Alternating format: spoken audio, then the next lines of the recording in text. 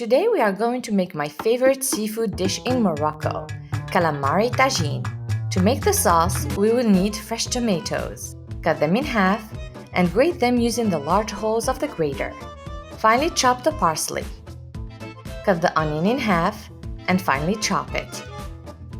Use the best quality olive oil in this dish because it really affects the taste. On medium heat, heat up the olive oil for 1 minute. Add the chopped onion and cook for 2 minutes. Add the grated tomatoes and cook for another 2 minutes. Add the tomato sauce,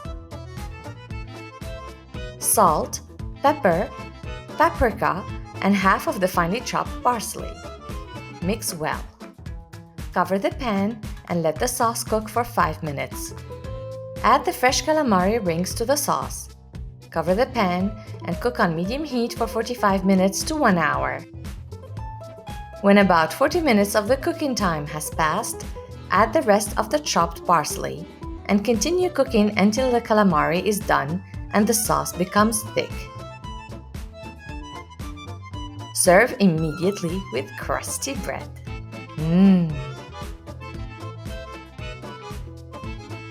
Bon appétit!